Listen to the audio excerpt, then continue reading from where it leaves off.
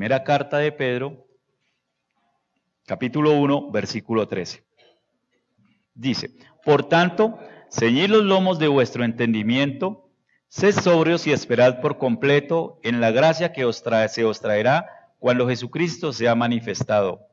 Como hijos obedientes, no os conforméis a los deseos que antes tenías estando en vuestra ignorancia, sino como aquel que os llamó es santo, sed también vosotros santos en toda vuestra manera de vivir, porque escrito está, sed santos porque yo soy santo.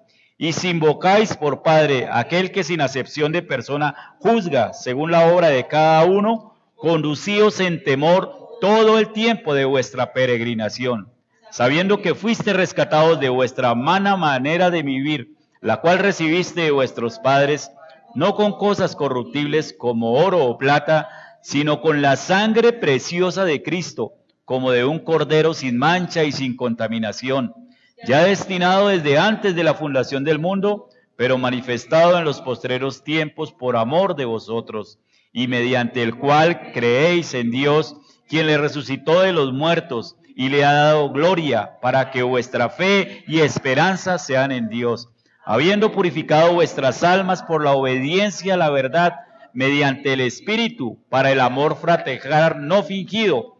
Amaos unos a otros entrañablemente, de corazón puro, siendo renacidos, no de simiente corruptible, sino de incorruptible, por la palabra de Dios, que vive y permanece para siempre, porque toda carne es como hierba, y toda gloria del hombre como flor de la hierba. La hierba se seca y la flor se cae, mas la palabra del Señor permanece para siempre, y esta es la palabra que por el Evangelio os ha sido anunciada. Amén y amén. Muy bien, la palabra del Señor es clara. Dice, por tanto, en el versículo 13, dice que ceñid los lomos de vuestro entendimiento. O sea, ¿qué nos está diciendo? Entiendan, por favor entiendan. Sed sobrios, ¿qué es sobrios? Que esté pendiente. Y esperad por completo en la gracia que traerá cuando el Señor sea manifestado. También nos habla ahí de la obediencia, dice que seamos hijos obedientes y que seamos santos como nuestro Padre Celestial es santo. Y que hemos sido redimidos con la sangre preciosa de Cristo, porque Él fue el que nos salvó, nos purificó, nos limpió de la enfermedad que traíamos, de la contaminación que traíamos desde el comienzo. En días pasados estuve hablando con un compañero. Con ese compañero resulta que tenemos un amigo en común. Y estábamos hablando de él, que resulta que estaban haciendo una fiesta una reunión de egresados de colegio. Y ellos salieron más o menos 30 años, hace como 30 años. Y era la primera reunión que tenían. Y entonces se reunieron en la casa de la persona que conocemos en común. Y me contaba mi compañero, dijo, oiga, esa persona cómo ha progresado. Tiene hasta una moto muy famosa, tiene una Harley Davidson. Y tiene una casa muy grande, muy bonita. Entonces, se da uno cuenta de qué es lo que habla el mundo. De prosperidad, de bienestar, ¿sí? Y me siguió contando y dijo, no, y empezaron a tomar y a hablar. Y el compañero estaba así como coqueto con todas las personas. Y uno dice, pues eso no es anormal en el mundo. Pero cuando él me comentaba eso me dio tristeza. ¿Por qué? Porque es que esa persona dirige una iglesia. Dirige una iglesia, es un pastor de una iglesia. Y entonces eso le da a uno tristeza porque vea cómo lo están viendo. Ay, fuera de eso, cuando ya tenía sus copitas encima, se paró a predicar, a hablar de Dios y de todas las cosas. Y yo recuerdo que una de las cosas que él decía era que uno no podía borracho pararse a predicar porque qué testimonio estaba dando. Y eso es algo de lo que el compañero me contó. No sé qué tan cierto sea, pero ese es el testimonio. Estoy repitiendo las palabras que él me contó. Entonces le da a uno tristeza de verdad que una persona que el Señor, que proclame el nombre del Señor y lo haga en esas cosas, en unas condiciones, pues tremendo, tremendo. Pero ese es el mundo, hermano, ese es el mundo. Eso es lo que está buscando ahorita el hombre. El hombre, ¿qué es lo que busca ahorita? El reconocimiento, la gloria, la vanagloria. ¿De qué habla la gente? De lo que tiene, de lo que quiere, de lo que proyecta ser. Pero ¿cuántas veces habla yo proyecto ser santo? Yo quiero de verdad ser una persona, un obrero aprobado por Dios. Si uno dice eso, lo miran raro. Uy, qué poco quieres tú hacer en la vida. ¿Sí? No, ¿y eso para qué? Pero el Señor nos ha dicho que nosotros, que Él, la forma de Él enseñar a su pueblo es por la locura del Evangelio. El Evangelio no es para todo el mundo. Para los que se pierden dicen que es locura para los que se pierden, pero para los que se salvan dicen que es poder de Dios. El Evangelio, entonces el mundo anda muy apresurado buscando el reconocimiento, buscando sentirse importante, sentirse aceptado, sentirse vigente. Si usted mira las redes sociales, todos los niños, yo trabajo con niños de sextico, de 11, 12 años, ya los papás les permiten tener redes sociales, entonces lo viven pegados al Facebook, y no solamente al Facebook, ya al Twitter, y al Instagram, y a todas las cosas. ¿Por qué? Porque el hombre tiene un vacío tan grande que busca ser recompensado de otra forma. Esa aceptación es la que buscan por ese lado. Entonces yo le escribo, uy, me dejó en visto, dicen, es la palabra de moda ahorita, ¿no? Que esa es la ofensa más grande. No me respondió, me dejó en visto. Todo eso lo está haciendo el mundo. Y fíjese quién está manejando toda esa parte. Es toda esa parte. En Estados Unidos y en muchas naciones civilizadas, en Japón, por ejemplo, la gente se suicida porque no le encuentran sentido a la vida. Porque hay algo dentro de cada uno de nosotros que pide a gritos que lo escuchemos, que pide salir a flote, que pide que le prestemos atención. Es el espíritu. Hay mucha gente que ha tenido muchas cosas y después de tener todo, ¿qué hace? Se encuentran que con un gran vacío y se suicidan o terminan regalando el dinero a todo el mundo, todo lo que consiguieron, los bienes. Veamos a Bill Gates, por ejemplo. Ahorita es un filántropo famoso. ¿Qué es un filántropo? Una persona que hace amigos, que hace fundaciones, que su dinero lo reparte a diferentes organizaciones para llenar ese vacío que tiene. Pero ese vacío no lo llena el mundo, no lo llenan las cosas del mundo, no lo llenan los placeres, no lo llenan nada de lo que hay en el mundo. Ese vacío solamente lo puede llenar nuestro Padre Celestial. Ese vacío es el vacío del Espíritu, clamando por encontrarse nuevamente con nuestro Padre Eterno. Por eso es que la gente que anda sumergida en el mundo anda cada día más y más sumergidas. Los que tienen dinero cada día atesoran más y viven cada día más. No disfrutan la vida, no viven la vida, no disfrutan lo lindo de la vida como es admirar una flor, como es el poder respirar. Al Gore, que fue candidato a la presidencia de los Estados Unidos, él dejó todo tirado. ¿Por qué? Porque un día uno de sus hijos se enfermó y no podía respirar el aire que respiramos todos nosotros. Y entonces él dejó todo tirado y su hijo tendido en un hospital, en una cama, con un cuarto hermético, aspirando un aire, un oxígeno puro, porque si el niño lo sacaban fuera de ese cuarto se moría.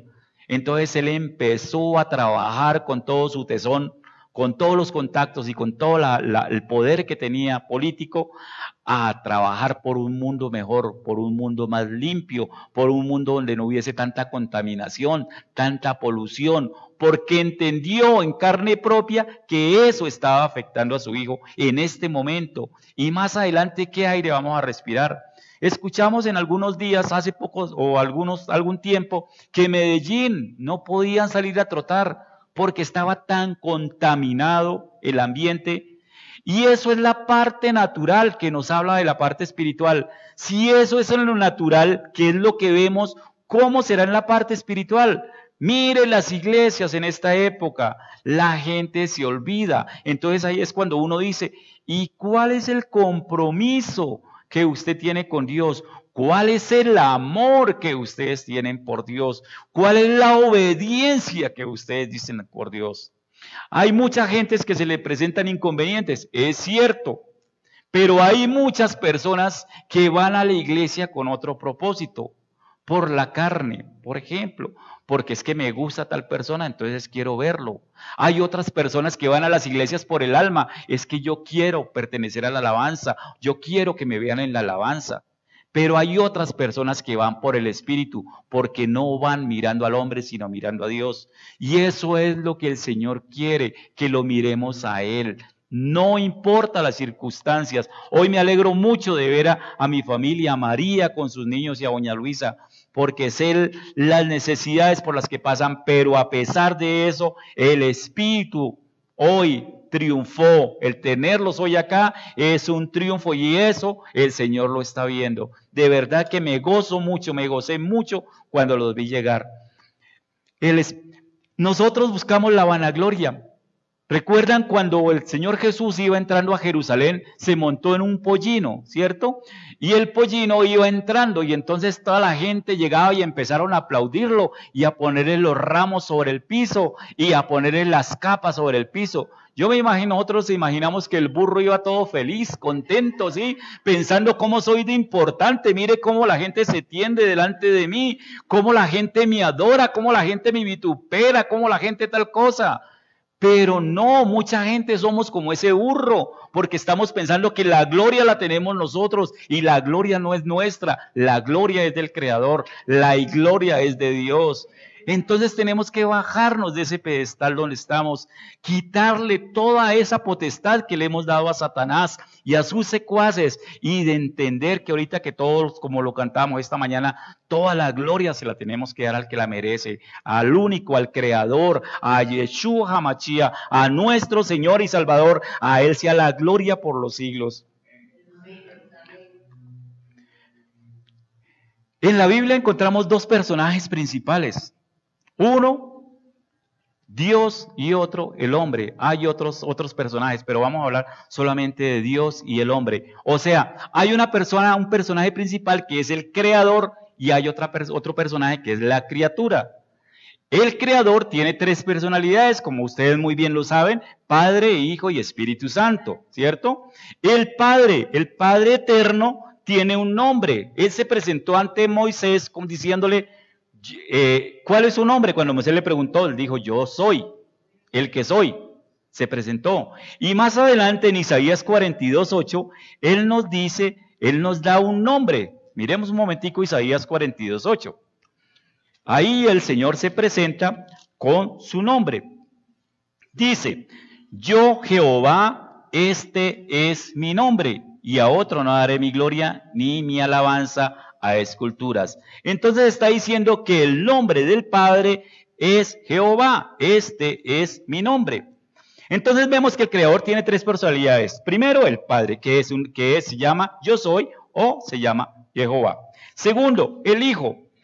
El Hijo, todos sabemos que el Señor dijo que en Él estará mi nombre, y el nombre del Hijo ya sabemos que es Yehoshua, nombre de Jehová, Yehoshua, que significa Dios salva o Jehová salva, que en la forma contracta se dice Yeshua. Eso lo hemos visto acá y eso ya se debe saber. Y el tercer personalidad del Creador es el Espíritu Santo. En Juan 14:26 aparece el Espíritu Santo y nos dice que es una de las personalidades de Dios. Juan 14:26 dice, mas el Consolador, el Espíritu Santo, a quien el Padre enviará en mi nombre, Él os enseñará todas las cosas y os recordará todo lo que yo os he dicho. El Espíritu Santo es el enviado del Padre y les tengo una noticia. Él está hoy con nosotros. Entonces, nosotros a veces desconocemos el poder y la autoridad del Espíritu Santo y se nos olvida que Él está aquí porque nosotros somos templo de Él. del Espíritu Santo. El Espíritu Santo está con nosotros. Entonces veamos que hay un creador que tiene tres personalidades, Padre, Hijo y Espíritu Santo. Y el otro personaje es la criatura, el hombre. Pero miremos qué es el hombre. Nosotros nos vanagloriamos diciendo que nosotros somos todopoderosos y nos creemos los no plus ultra, dice por ahí. Pero miremos qué es el hombre, miremos algunos rasgos. Ahí en el libro donde empezamos la lectura, en 1 de Pedro 1:24, nos describe al hombre. Dice, toda carne es como hierba. Entonces, toda carne, nosotros somos carne, ¿cierto? Entonces, nosotros somos como hierba. ¿Cómo es el hombre? Como hierba. Entonces, en 1 de Pedro 1:24 está diciendo que el hombre es como hierba. Miremos cómo más es el hombre. El Salmo 103:14. Vamos a darnos un repasito rápido por la Biblia, a ver qué tan rápido somos con la Biblia. No, mentiras. Salmo 103:14. Dice, miremos desde el 13, como el Padre se compadece de los hijos, se compadece Jehová de los que le temen, porque Él conoce nuestra condición, se acuerda de que somos polvo. ¿Cómo es el hombre o qué es el hombre? Polvo. Entonces ya vimos dos cualidades, que es como hierba y que es polvo. Miremos el salmo que tomamos hoy de base, el Salmo 8, el versículo 4.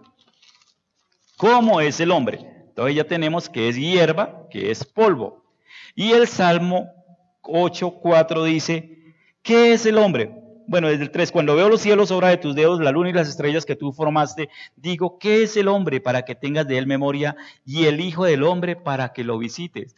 Cuando ve la majestad de Dios, cuando ve el universo, se medio puede imaginar cuán grande es Dios, como lo cantamos, cuán grande es Él. Y en comparación nosotros, ¿qué somos en el universo? Polvo estaba ahí, pero aquí es lo más mínimo, y que es la partícula más mínima que nosotros conocemos, que es el átomo. Un átomo en el universo es el hombre, y nosotros jactándonos de que somos, mejor dicho, tremendos. Un átomo. Miremos Job 4:19. En el libro de Job nos describe Job 4:19, detrás de Salmos. También nos describe cómo es el hombre. Dice, y he aquí que sus siervos no confían en el 18 y no todos se dan en sus ángeles. Cuánto más en los que habitan en casas de barro cuyos cimientos están en el polvo. ¿Quién es el hombre el que habita en casas de barro? O sea que es que un inquilino, un alguien que está aquí de paso, un inquilino. Ahí está. Y miremos ahí en Job 25:6. Para que ustedes vayan, para que todos vayamos mirando qué es el hombre. Job 25:6.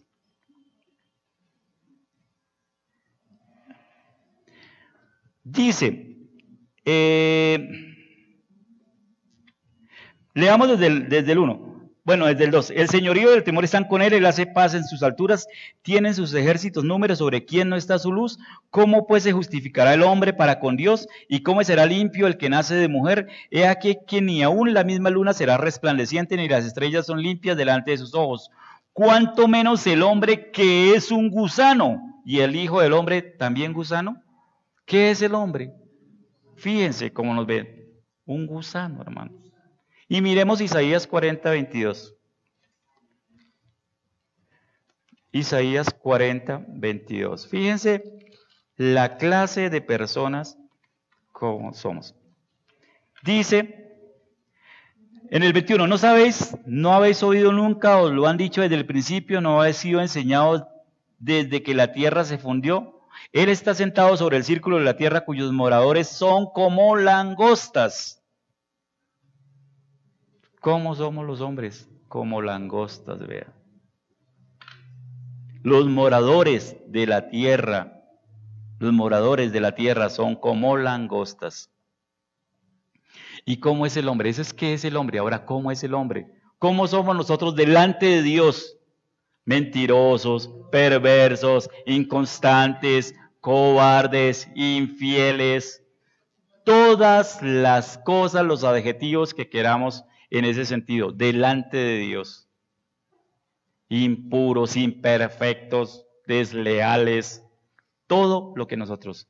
Isaías 64:5 nos define un poquito también cómo somos nosotros. Isaías 64, del 5 al 8. Dice: saliste al encuentro del que con alegría hacía justicia, de los que se acordaban de ti en sus caminos. He aquí que tú te enojaste porque pecamos en los pecados, hemos perseverado por largo tiempo. ¿Podremos acaso ser salvos? Si bien todos nosotros, está hablando del pueblo de Israel, somos como suciedad. ¿Cómo somos? Suciedad. Y toda nuestra justicia es como trapos de inmundicia.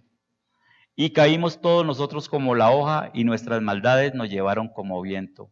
Nadie hay que invoque tu nombre, que se despierte para apoyarte en ti, por lo cual escondiste de nosotros tu rostro y nos dejaste marchitar en poder de nuestras maldades. Ahora pues, tú eres nuestro Padre, nosotros barro, y tú el que nos formaste. Así que obra de tus manos somos todos nosotros. ¿Cómo dice que somos suciedad, que somos trapo de inmundicia? Ese es el maravilloso hombre del que nosotros formamos parte. Pero el Señor, en su infinita misericordia, desde el comienzo estableció algo diferente. Usted sabe que el Dios, el Creador, formó toda la creación, los animales, las plantas, todos los astros, todo lo que existe, lo creó el Señor, lo creó el Todopoderoso. Pero, ¿qué diferencia hay entre el hombre y las demás criaturas? Entonces miremos el regalo. Génesis 1:26. En Génesis 1:26 vemos el regalo precioso que Dios le hizo a esa criatura, que es un átomo, que es un inquilino, que es un gusano, que es una langosta, que es polvo. Le dio un regalo. ¿Cuál regalo fue? Dice: entonces dijo Dios, hagamos al hombre a nuestra imagen, conforme a nuestra semejanza. Hagamos al hombre a nuestra imagen, conforme a nuestra semejanza. O sea, el regalo, el don que el Señor nos dio es que fuéramos a imagen divina, a imagen de Él. Ese es el regalo que nos dio. Y además nos dio otro regalo, nos dio la autoridad. Ahí mismo dice: y les dijo, fructificad, en el 28, y los bendijo Dios y les dijo, fructificad y multiplicad, llenad la tierra, y sojuzgadla y señoread en ella. En Génesis 9:2, ahí más adelantico, el Señor nos dio la autoridad. Dice: el temor y el miedo de vosotros estarán sobre todo animal. O sea, nosotros nos vamos a enseñorear sobre todos los animales, todo animal de la tierra y sobre toda ave de los cielos, en todo lo que se mueva sobre la tierra y en todos los peces del mar. En vuestra mano son entregados. Nos dio la autoridad. 9:2. Génesis 9:2. Entonces, ¿qué diferencia al hombre de las demás criaturas? Primero, que somos imagen divina. El Señor nos hizo a imagen de Él, nos creó. Segundo, y que nos dio autoridad para enseñorearnos, para sojuzgar toda la creación de la tierra. Aunque en la Biblia vemos a personajes de Dios que le ordenan a los astros que se detengan, ¿sí? Por ejemplo, Josué, cuando estaba peleando en Gabaón, le dijo al sol, detente, y el sol se detuvo.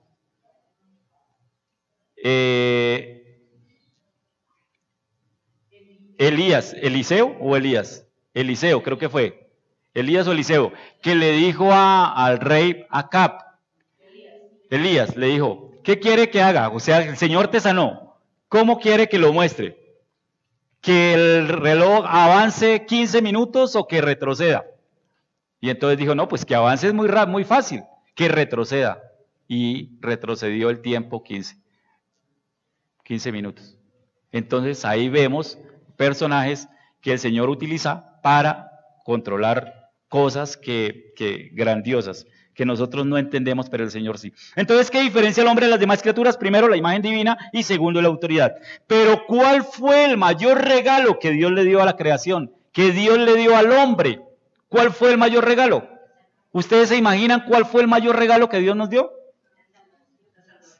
La salvación. Pero antiguamente, ¿cuál fue el mayor regalo? Génesis 2:7.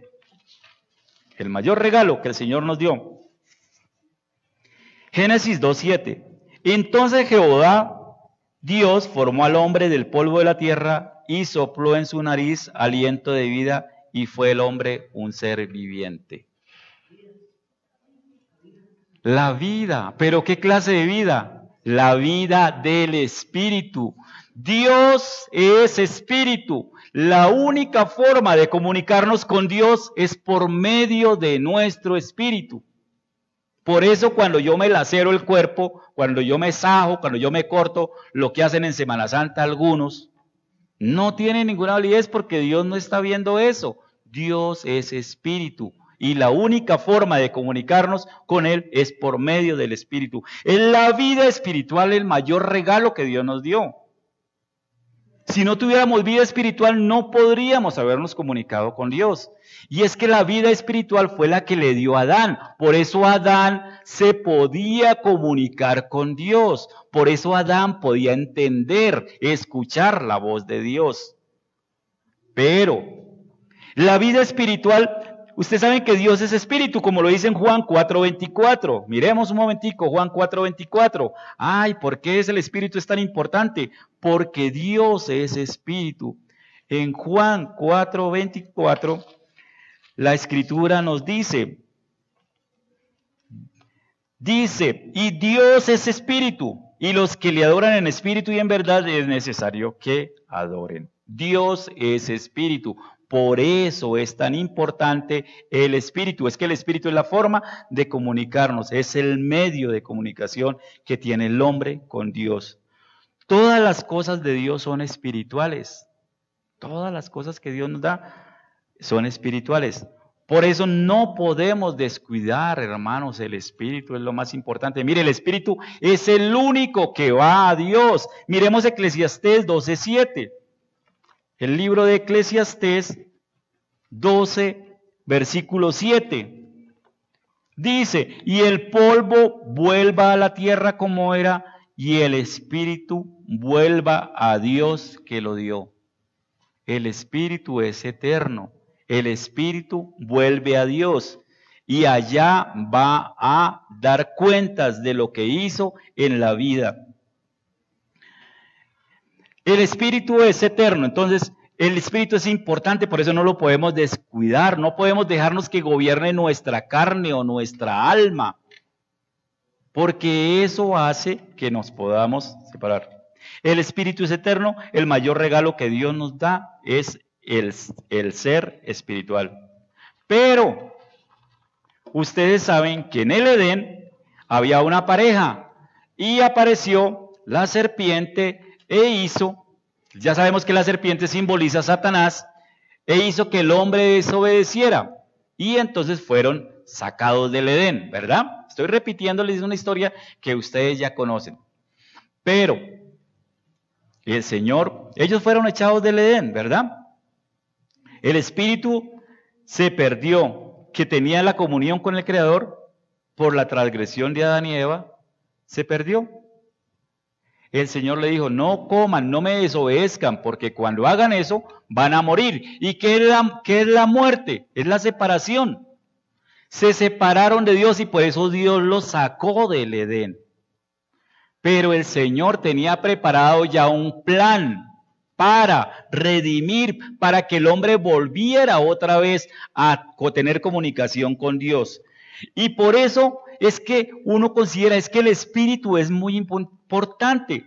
El espíritu es importantísimo para Dios. ¿Por qué? Porque dice la Escritura que la voluntad de Dios es que nadie se pierda, sino que todos lleguemos a Él. Así como Adán y Eva estuvieron en el Edén, nosotros también estemos con Él. Y es que esa comunicación es el Edén que el Señor nos tiene preparados para todos aquellos que buscamos que lo obedezcamos. Ahora, ¿cuál es el valor del espíritu? ¿Ustedes creen que cuánto cuesta el espíritu de una persona? ¿Hay alguna persona que les vende el espíritu? ¿Alguna vez veían Los Simpson que vendió el espíritu? El alma, o vendió fue el alma, sí. El Espíritu, ¿cuál es el valor del Espíritu? Mire lo importante que es, mire Juan 3:16, todos no lo sabemos. De tal manera amó Dios al mundo que dio a su Hijo unigénito para que todo aquel que crea en Él no se pierda, mas tenga vida eterna. Imagínense el valor del Espíritu, que el creador del universo actuó en favor de la criatura. El creador del universo se movió por la criatura.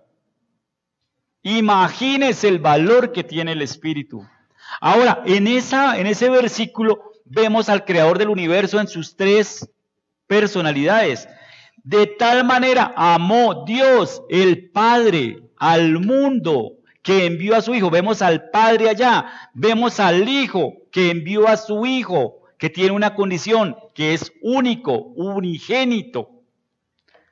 Y vemos al Espíritu Santo, ¿dónde? Dice, para que todo aquel que en Él crea no se pierda, sino que tenga vida eterna. ¿Dónde está el Espíritu Santo? Miremos a Juan 6:63. Para que tenga vida eterna. Juan 6:63. El Espíritu es el que da vida. El Espíritu Santo es el que da vida eterna.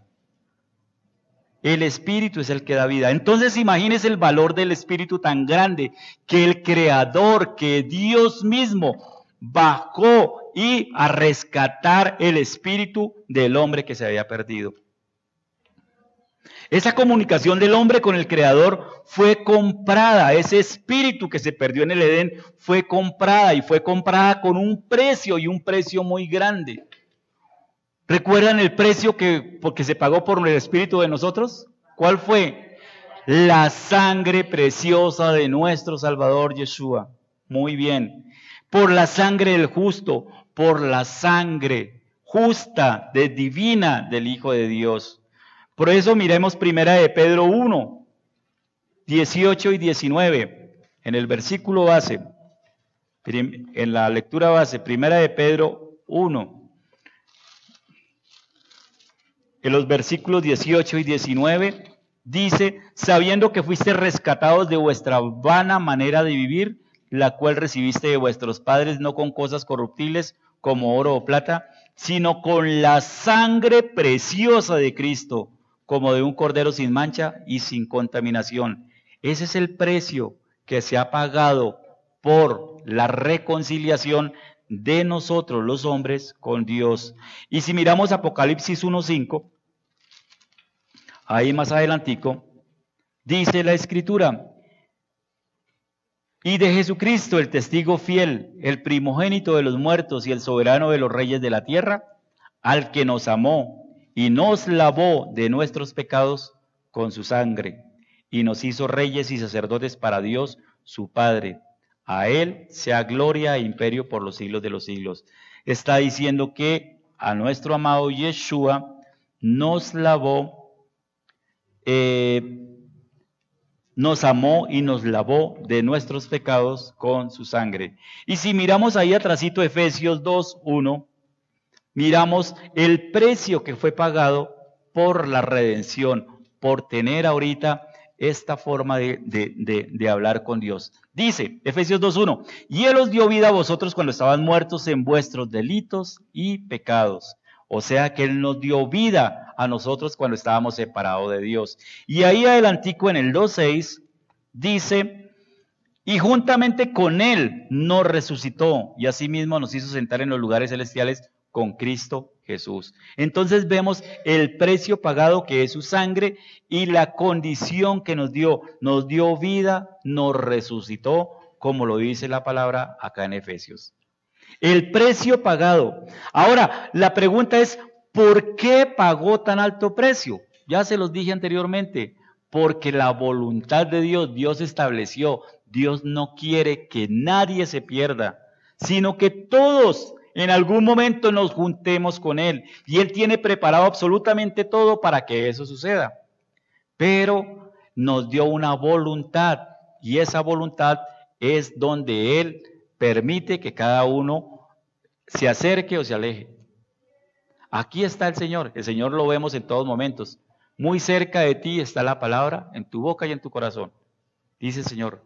Solamente, ¿qué tenemos que hacer? Él nos dice cada rato, entren en mi reposo, vengan, acérquense a mí. Él nos está diciendo en toda la Escritura lo mismo. Vengan, no se alejen, no se vayan para allá, no se dejen engañar del mundo, no se dejen llevar por las aflicciones del cuerpo, del alma. Por favor, perseveren, acérquense a mí. Pero ¿qué hace el hombre? Ay, Señor, Señor, ya oré 2 minutos, Señor, ya oré por toda la semana, ya no tengo más tiempo, Señor. ¿Cuál tiempo? Si el tiempo no existe. Si todo es de Dios, el tiempo es algo que se inventó el hombre para mover sus cosas, para mover sus horarios.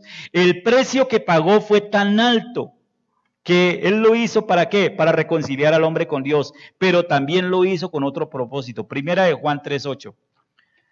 Primera carta de Juan, capítulo 3, versículo 8. Dice, el que practica el pecado es del diablo, porque el diablo peca desde el principio.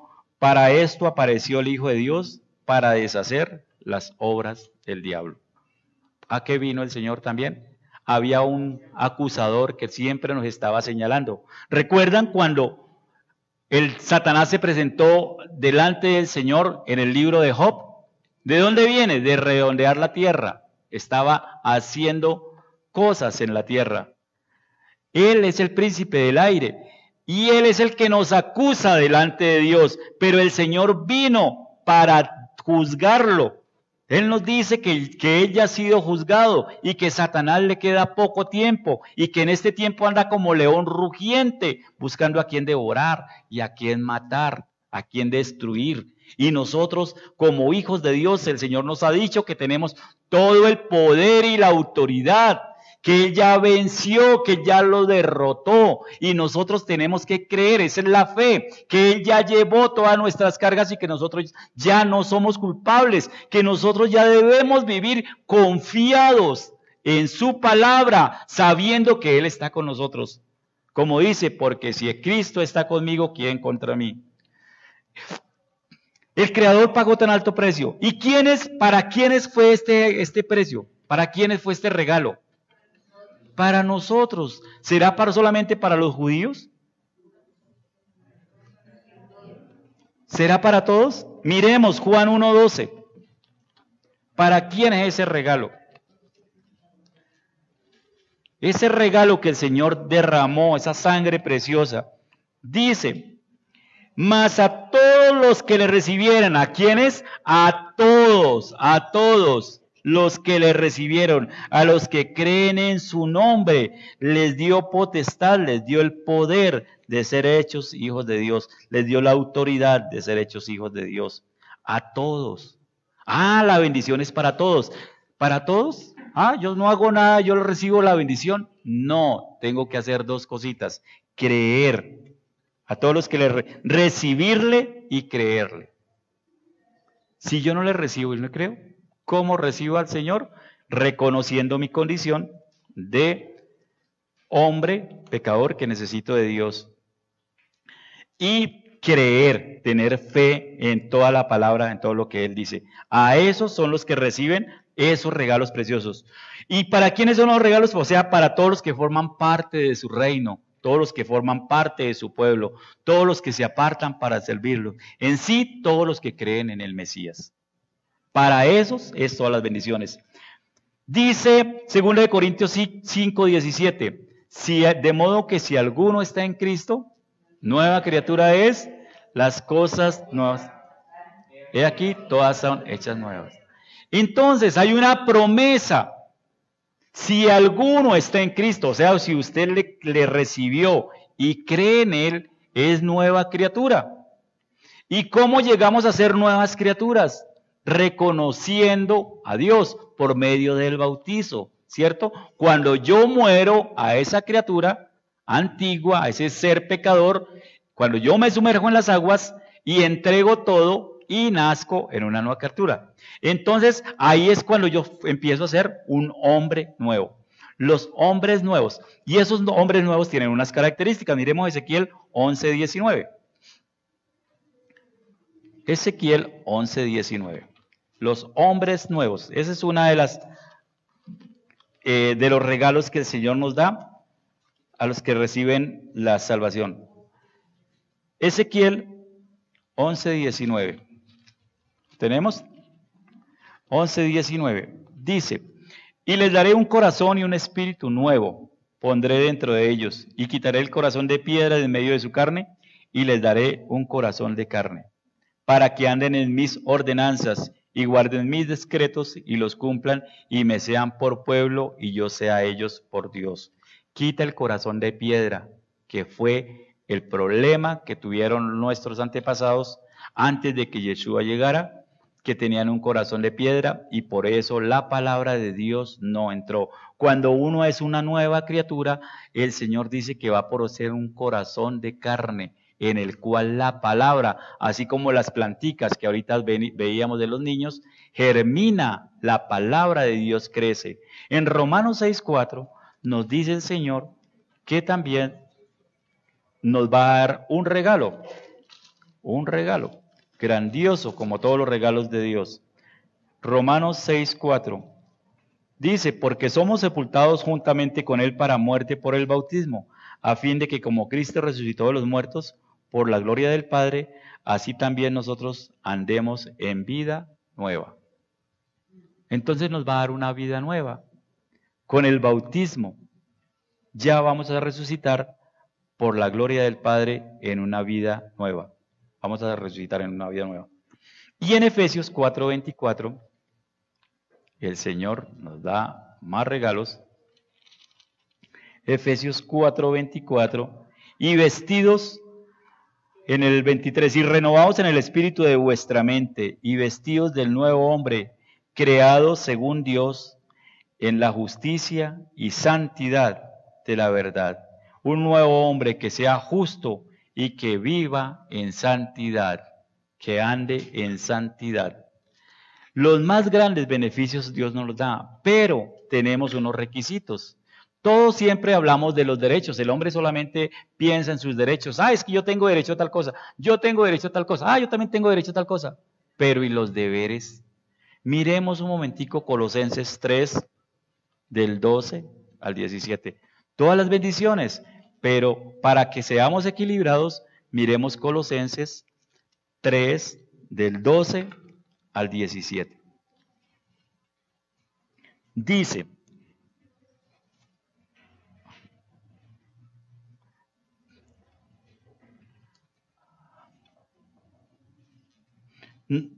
sí, del 12. Dice: vestidos pues como escogidos de Dios, santos y amados, de entrañable misericordia, de benignidad, de humildad, de mansedumbre, de paciencia, soportándoos unos a otros y perdonándoos unos a otros.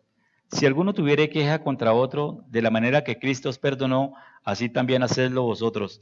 Y sobre todas estas cosas, vestidos de amor, que es el vínculo perfecto, y la paz de Dios gobierna en vuestros corazones, a la que asimismo fuisteis llamados en un solo cuerpo, y sed agradecidos.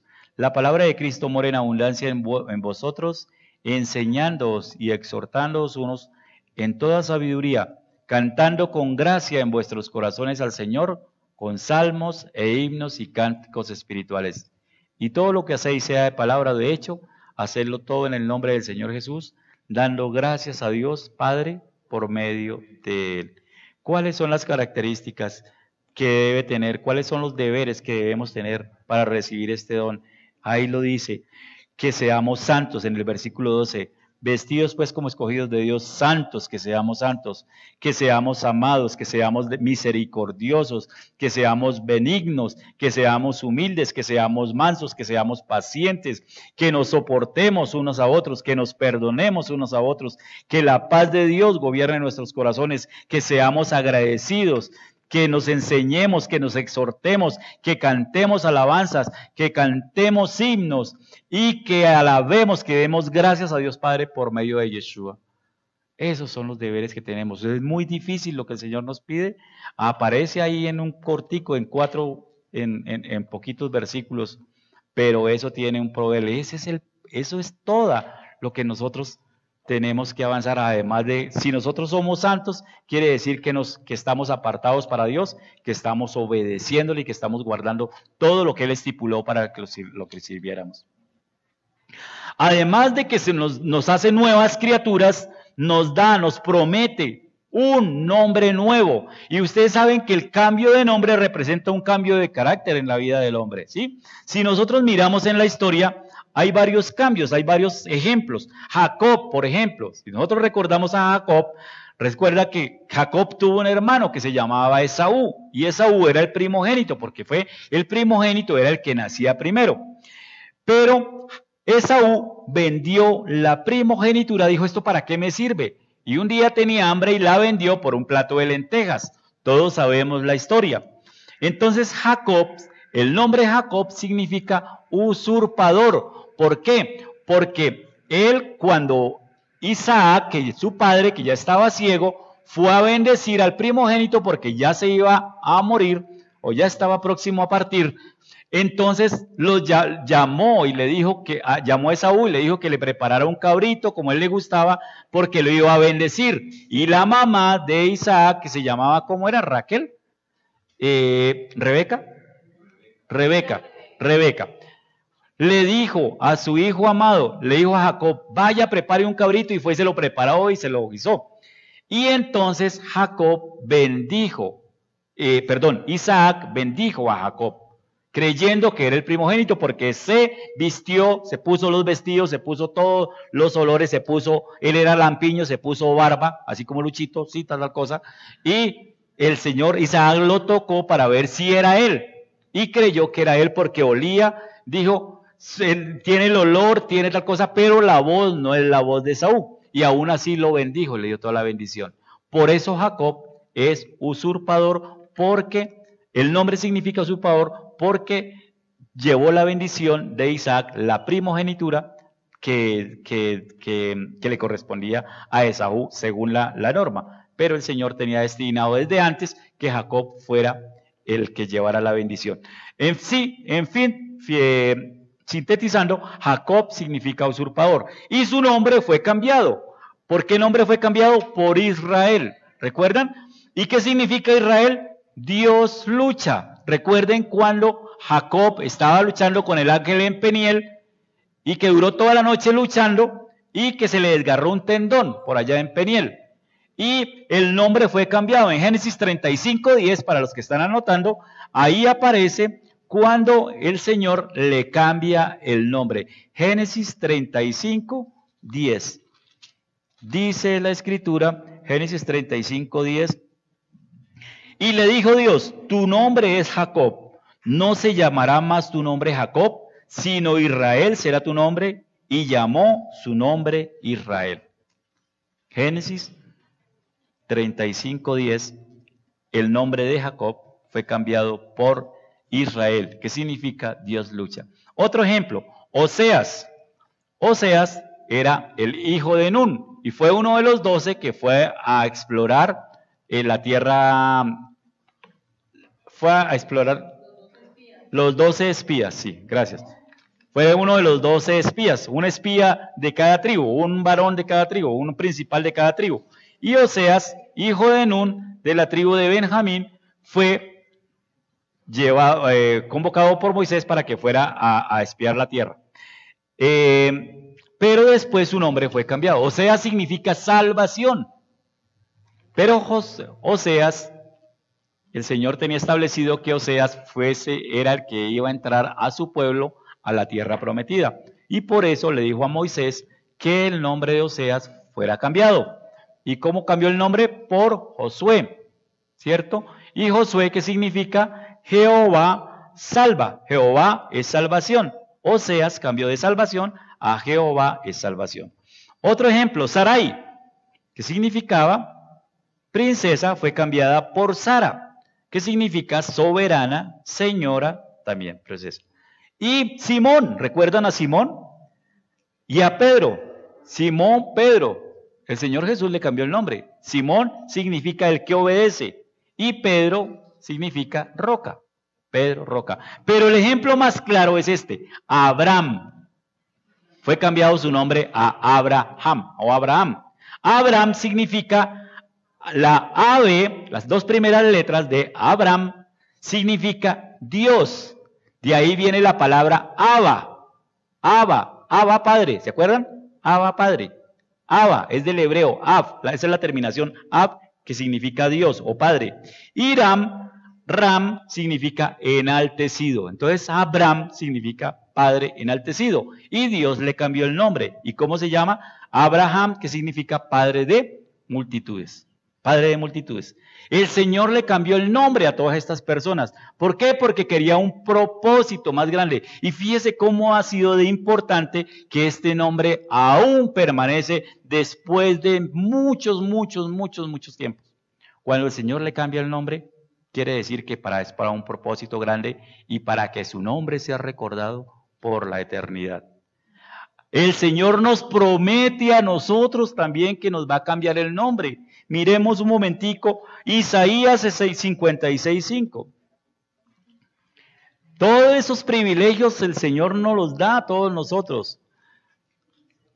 Isaías 56:5. Dice la Escritura: yo les daré lugar en mi casa y dentro de mis muros, y nombre mejor que el de hijos e hijas, nombre perpetuo les daré, que nunca perecerá. Nombre perpetuo, que nunca perecerás. Y si vamos ahí más adelantico a Isaías 62:2. Isaías 62, versículo 2, dice la Escritura: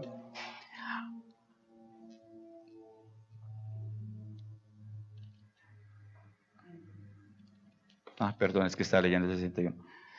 El día 62, entonces verán la gente es tu justicia y todos los reyes tu gloria, y te será puesto un nombre nuevo que la boca de Jehová nombrará. 62:2. Isaías 62:2. Entonces verán las gentes tu justicia y todos los reyes tu gloria, y te será puesto un nombre nuevo que la boca de Jehová nombrará. Imagínate, nombre nuevo. Y si miramos Apocalipsis 2:17, el Señor, ese ya es muy conocido, 2:17, el que tiene oído, oiga lo que el Espíritu dice a las iglesias. El que tiene oído, oiga lo que el Espíritu nos dice esta mañana. Al que venciere, a todos los que estamos acá, al que venciere, daré a comer del maná escondido, y le daré una piedrecita blanca, y en la piedrecita escrito un nombre nuevo, el cual ninguno conoce, sino aquel que lo recibe. Hay una promesa, nos dará un nombre nuevo. Entonces, los que reciban el regalo, los que reconozcan el valor del Espíritu, el Señor nos promete que vamos a ser hombres nuevos y que vamos a tener un nombre nuevo. Hombres nuevos con un nombre nuevo. ¿A quiénes? A los que aman a Dios, a los que lo obedecen. En Malaquías 1 recuerdan que el Señor está bravo con los sacerdotes y les dice: si yo soy su Padre, ¿dónde está mi honra? Y si yo soy su Dios, ¿dónde está mi temor? El Señor, para esas personas es que tiene el Señor todas esas promesas, para los que le honran y para los que temen a Dios. El Padre nos recuerda, miren, en este preámbulo, en este corto recorrido por toda la Biblia, el Padre nos recuerda todo lo que han hecho por nosotros y todo lo que aún sigue haciendo por nosotros. Que Él nos sigue hablando, nos ha hablado durante todo tiempo, por medio de los profetas, por medio de los apóstoles, por medio de tantas formas que Él ha utilizado para que nosotros entendamos su gloria y su poder. Nosotros deberíamos ser humildes, así como lo fue David. Miremos un momentico el Salmo 51:10. Esa debería ser una de nuestras oraciones, todos los días. El Salmo 51:10. El título es Arrepentimiento y Plegaria pidiendo purificación. Dice el 10, crea en mí, oh Dios, un corazón limpio y renueva un espíritu recto dentro de mí. No me eches de delante de ti y no quites de mí tu Santo Espíritu. Vuélveme el gozo de tu salvación y espíritu noble me sustente. Pero el versículo 10, hermanos, Esa debería ser nuestra oración. Crea en mí, oh Dios, un corazón limpio, que te tema, que te busque, que no tenga ninguna contaminación y renueva un espíritu recto dentro de mí. Por eso, hermanos, cuando hoy leíamos en esta mañana el Salmo 8, ¿qué es lo que estamos reconociendo? Todo el poder que el Señor tiene. Estamos reconociendo nosotros como criatura quién es el Creador. Miremos un momentico el Salmo base del día de hoy, el Salmo 8. El Salmo 8, ¿qué nos dice el Salmo 8? El Salmo 8 nos dice, oh Jehová, Señor nuestro, cuán glorioso es tu nombre en toda la tierra. Has puesto tu gloria sobre los cielos. Entonces, si miramos esa parte, estamos reconociendo que la gloria solamente la merece Jehová. Ahí dice, cuán glorioso es tu nombre. ¿Cuál es tu nombre? Jehová. Ahí está diciendo. Y la criatura estamos reconociendo que Él es nuestro Señor y que su nombre es reconocido en toda la tierra, que su gloria está puesta sobre los cielos.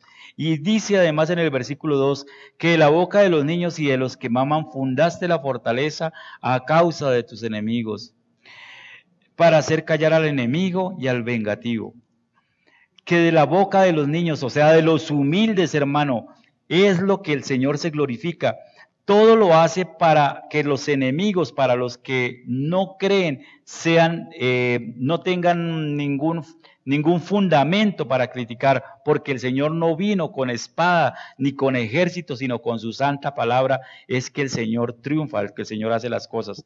Y aquí en el versículo 3 dice, cuando veo tus cielos, obra de tus dedos, la luna y las estrellas que tú formaste, digo, ¿qué es el hombre para que tengas de él memoria? Y el Hijo del Hombre para que lo visites. Ahí es cuando la criatura, nosotros reconocemos la autoridad de Dios. ¿Qué es el hombre? ¿Qué somos nosotros comparados contigo? No somos nada, como lo veíamos, somos un punto en el universo, un punto que no se ve, un átomo. Entonces ahí reconocemos que nosotros somos criaturas y que Él es muy, muy, pero muy grande, muy grandioso y que nosotros no lo podemos hacer. Eso es lo que nosotros tenemos que hacer. Nosotros como criaturas debemos estar reconociendo que siempre está alguien por encima, como el burro en el cual iba el Señor Jesús, sabiendo que no somos nosotros los que llevamos la gloria, sino que la gloria la lleva es Dios. Nosotros solamente somos el instrumento, el burrito en el cual el Señor se moviliza, el instrumento, la vasija de barro para que el Señor se glorifique. Dice, le hiciste señorear sobre las obras de las manos. Aquí reconoce que el Señor, por su gracia, por su misericordia, nos dio esa potestad, nos dio esa autoridad. ¿De qué? De señorear sobre las obras de sus manos. Todo lo pusiste debajo de sus pies. ¿De quién? Del hombre, ovejas, bueyes, todo ello, y asimismo las bestias del campo, las aves de los cielos y los peces del mar. Todo cuanto pasa por los senderos del mar. Está reconociendo lo que dice en Génesis, que el Señor les dijo, aquí está la tierra, aquí está la creación, júzguela y señoree sobre ella. Aquí está reconociendo que todo vino de Dios y termina con esta exaltación. Oh Jehová, Señor nuestro, oh Dios, tú eres nuestro Dios. Cuán grande es tu nombre en toda la tierra, cuán glorioso eres tú, cuán magnífico eres tú. Esa es lo que quería el Señor enfatizar, que reconozcamos que hay una criatura y que hay un creador, que la criatura no se crea superior al creador. Por eso, hermanos, nosotros debemos glorificar al que vive por los siglos. La Escritura, la palabra de Dios nos ha enseñado, o al menos a mí me enseñó, hermano, que debemos atesorar el regalo que Dios nos dio. A veces nosotros, el Espíritu, no le paramos bolas y no lo estamos valorando. No estamos atesorando ese regalo tan grande que Dios nos dio. Y estamos despreciando la sangre del Mesías. Hay un salmo que algo que siempre, que le leíamos o le hablábamos a los niños cuando eran pequeñitos. Y es algo que el Señor me trajo esta mañana, el Salmo 4:8, que es algo que se le habla a los niños cuando se van a acostar. Dice el Salmo 4:8, en paz me acostaré y asimismo dormiré, porque solo tú, Jehová, me haces vivir confiado. En paz me acostaré y asimismo dormiré, porque solo tú, Jehová, me haces vivir confiado. Esa debe ser una oración que uno hace de noche, porque va uno a descansar confiado, sabiendo que está en las manos del Todopoderoso. La confianza solamente la tenemos nosotros cuando tenemos una vida plena en Jesús, cuando estamos viviendo en su palabra, esa es la confianza que nos da. No es la confianza en los bienes que nosotros tenemos, ni en la salud, ni en la prosperidad, ni en las riquezas, ni en lo que el Señor nos ha dado. No, esa no es la confianza. La confianza es el saber que nuestro Señor y Salvador reina en nuestro corazón y que es el Rey de nuestra vida. Esa es la confianza que nosotros debemos tener. Por eso, hermanos, nosotros tenemos que decir como decía Pablo en Filipenses 2:12. Filipenses 2:12, Pablo nos decía, ocupaos en vuestra salvación con temor y temblor. No descuidemos una salvación tan grande, nos decía Pablo. Ocupémonos en nuestra salvación con temor y temblor, porque vemos, mira, hoy viene. ¿Qué tal que el Señor viniera hoy por la iglesia y dijera, me place hoy en su infinita misericordia decir, hoy me voy a llevar este remanente que está acá? ¿Y dónde están los que no vinieron hoy? Señor, es que no tenía para el bus. Señor, es que, hoy se celebra la fiesta del 1 de diciembre. Señor, es que tal cosa. Señor, es que hoy tengo que ir a comprar los regalos de Navidad. Señor, es que tal. No, todo el que me dice Señor, Señor, entrará en el reino de los cielos. El Señor no lo vive recalcando en cada momento. Por eso el título de la predicación de hoy es, sea el temor al Eterno vuestra confianza. En paz me acostaré y asimismo dormiré, porque solamente tú me haces vivir confiado. Pero esa confianza me la da, es el temor a Dios. Que el temor al Eterno sea nuestra confianza. Si nosotros vivimos temerosos de Dios, sabemos que estamos confiados, porque estamos haciendo la voluntad del Señor. Si ustedes ven estas paredes, si ven toda esta situación, ven que aquí hubo un cambio y algunas personas de pronto nos han enterado. Nosotros entregamos el local que teníamos el contrato con la inmobiliaria e hicimos un nuevo contrato.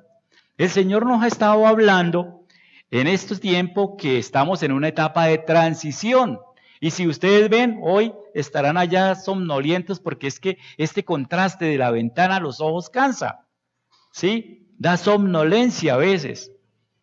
Pero es un periodo de transición. Nosotros teníamos un contrato con una entidad, con una inmobiliaria, en la cual teníamos que cumplir unos requisitos, teníamos que cumplir unas cláusulas, teníamos que hacer determinadas cosas. Pero el Señor se movió. Todas las cosas naturales nos habla de lo espiritual. Ahora, ¿qué hicimos? Hicimos un contrato directamente con el dueño. Hicimos un pacto con el dueño, hicimos un compromiso con el dueño, y eso es lo que el Señor está diciéndonos en este tiempo. Estamos en un periodo de transición. El Señor Jesús hace un poquito más de 2000 años que vino al mundo, y el mundo está en un periodo de transición. Estamos afianzándonos, estamos conociéndolos, pero ese periodo de transición va a tener un límite. El Señor va a venir por su pueblo y nosotros no podemos quedarnos dormidos esperando que ese periodo sea ilimitado, porque no sabemos en qué momento el Señor nos llame. Este periodo de transición nos hizo en este tiempo, mira las bancas, el Señor ha sacudido el árbol. Éramos como 100 personas, más o menos, 90, 100 personas éramos. Miras cuántas quedamos. El Señor nos dijo que iba a remover el árbol y que todo fruto que no fuese de acá lo iba a hacer caer. Y vemos que se fue muchísima gente. No soportó, porque es que la palabra de Dios confronta y a veces si uno no está bien cimentado, se lo lleva el mundo. La gente allá en el mundo está diciendo, oiga, esa gente es rara. Mire esa gente, es que guardando el Shabbat. Y si nosotros miramos a Génesis 1, donde yo digo, ¿qué parte de la escritura no entienden? Dice en el versículo 31, y vio Dios todo lo que había hecho. En el 2:2, perdón, y acabó Dios en el día séptimo la obra que hizo y reposó el día séptimo de toda la obra que hizo. Y bendijo Dios al día séptimo y lo santificó, porque en él reposó de toda la obra que había hecho en la creación. Se nos olvida esa palabra, lo santificó. ¿Sabe qué significa? Lo apartó para él, para que la creación le rindiese culto en ese día, no en otro día, como dice la gente afuera. Ay, esos son raros, ¿cómo así? La palabra de Dios dice que es eterna y que la palabra es verdad. Entonces no tengan temor de eso, mis hermanos, que el Señor es el que tiene el poder. Hoy nos decía por medio de la profeta que él iba, con ese remanente poquito, iba a edificar la iglesia. Y nosotros le creemos, porque el Señor en las dificultades es donde vemos la gloria de Dios. El Señor hizo una promesa y lo que tengo que decirles, hermano, es que no vivamos ya bajo el yugo que vivíamos antiguamente. Ese yugo ha sido quebrantado. No vivamos en las cadenas que teníamos antiguamente. Esas cadenas han sido rotas. No vivamos, ya nosotros hemos sido redimidos. Somos libres, hermano, les tengo una noticia, somos libres. Somos libres, somos libres, libres para renovar el compromiso, libres para comunicarnos con Dios en cualquier hora, en cualquier momento, en cualquier lugar. Ya el velo que nos separaba de Dios fue roto por la sangre del Cordero. Entonces nosotros somos libres, no para hacer libertinaje, para hacer lo que queramos, sino para vivir en esa libertad, que en cada momento y en cada lugar podamos postrarnos delante del Creador y darle gracias y servirlo y honrarlo y glorificarlo. Darles gracias por su socorro, por su paz, por su amor, por su shalom, por todas las bendiciones que Él nos da. Libres para qué? Como para una nueva vida, para ser unas nuevas criaturas. Libres para tener un nuevo nombre y libres para recibir todas las promesas que Él ha diseñado para sus hijos, para los que le aman, para los que le sirven, para los que son reyes, para los que son soberanos, para los que todas las personas, para los que son sacerdotes, para todos. Estemos atentos, hermanos, es el llamado de Dios, estemos atentos, aprendamos de toda la Escritura, de todo lo que Él nos ha enseñado durante todo este tiempo. Él nos dice en Hebreos 2, 1, 4, que estemos atentos, que no descuidemos una salvación tan grande. Nos decía Pablo, estemos atentos. Y el Señor Jesús también le dijo a los discípulos, velad y orad, porque el Espíritu, la verdad, está dispuesto, pero la carne es débil. Velad, orad, estemos atentos. Y nos dice cada rato en la Escritura, el que tiene oídos para oír, oiga. Oiga que estemos atentos, que estemos perseverantes, que andemos en el temor de Dios. Eso es lo que el Señor, el más sabio de todos los hombres, nos resumió toda la gloria del hombre en un versículo. Eclesiastés 12, 13. El fin de todo el discurso, el fin de toda la vida, el fin de todo hombre, el propósito del hombre es este: teme a Dios y guarda sus mandamientos, porque esto es el todo del hombre. Para eso ha sido creado el hombre, para temer a Dios y guardar la palabra que Él dijo que guardáramos. Teme a Dios y guarda sus mandamientos, porque eso es el todo del hombre. Y terminamos con Primera de Pedro 1:17. La Escritura es clara, hermano. El que tiene oídos para oír, oiga lo que el Espíritu dice a las iglesias. Primera de Pedro 1:17. Dice: Y si invocaréis por Padre aquel que sin acepción de personas juzga según la obra de cada uno, mira lo que dice ahí, hermanos. Eso es lo que quiero que la conclusión. Conducíos en temor todo el tiempo de vuestra peregrinación. Conducíos en temor todo el tiempo de vuestra peregrinación. El temor se entiende como miedo, pero sí hay que tener miedo. Hay que temblar, como decía Pedro, hay que tener temor y temblor, porque una salvación tan grande no se puede perder. Pero el temor de Dios también significa el respeto, la reverencia que debemos tener a Dios. Temor es ese respeto, esa reverencia. Es vivir como hijos de Dios, pero no decir que yo soy hijo de Dios, sino serlo. Como decía San Francisco de Asís, predica el Evangelio y si es necesario, habla. Predica el Evangelio con su forma de ser y si es necesario, habla. Entonces, mis hermanos, el mensaje de hoy es eso, que el temor del Eterno sea vuestra confianza. Para la grabación dije algo que no está bien. Isaías fue el que le dijo al rey Ezequiel del reloj que iba a retroceder 10 grados atrás. Fue Isaías el que le dijo a Ezequías que el reloj al rey Ezequías, que el reloj iba a retroceder 10 grados atrás. Y fue Elías, sí, dije que era Elías, y Elías lo que hizo fue llover, después de 3 años de sequía. Entonces, para la grabación, porque a veces uno dice cosas acá, y por eso empiezan a blasfemar de la palabra de Dios. Entonces es bueno corregir. Hermano.